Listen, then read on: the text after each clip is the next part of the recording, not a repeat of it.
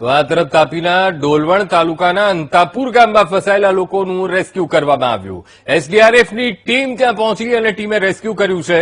અંતાપુર ગામમાંથી 20 થી વધુ લોકોના રેસ્ક્યુ કરવામાં આવ્યા. તો નદીમાં ઘોડાપૂરની સ્થિતિ બનતા અંતાપુર ગામમાં કેટલાક લોકો ફસાયા હતા અને એસડીઆરએફને જાણ કરવામાં આવી. એસડીઆરએફ ત્યાં પહોંચીને ટીમે ગામમાં ફસાયેલા લોકોનું રેસ્ક્યુ કર્યું છે, જેનો વિડીયો પણ સામે આવ્યો છે કે કેવી રીતે એસડીઆરએફે ગામના લોકોનું રેસ્ક્યુ કર્યું હતું. આજ મુદ્દે સંવાદદાતા દીપક ઓનલાઈન પર જોડાઈ ગયા છે. દીપક, અંતાપુર ગામ અને કેટલાક લોકો ફસાયા હતા, પાણીનો પ્રવાહ વધી ગયો હતો, એસડીઆરએફનું રેસ્ક્યુ, હાલમાં શું સ્થિતિ દીપક?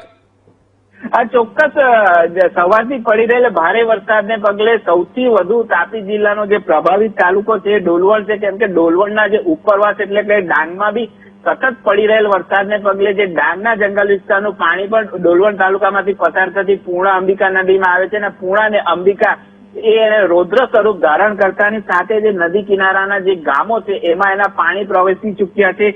હાલ વાત કરવામાં આવે તો ડોલવણ તાલુકાના અંતાપુર ગામેથી 20 થી વધુ લોકોની એસડીઆરએફની ટીમ દ્વારા રેસ્ક્યુની કામગીરી હાથ ધરવામાં આવી છે. ઘણા એવા જે ડોલવણ તાલુકાના ગામો છે ત્યાં જળબંબાકારની પરિસ્થિતિનું નિર્માણ થવા પામ્યું છે, જેને પગલે એક એસડીઆરએફની ટીમ તેમજ એનડીઆરએફની ટીમ હાલ જે રેસ્ક્યુ ફસાયેલા લોકોને રેસ્ક્યુની કામગીરી હાથ ધરવામાં આવી રહી છે.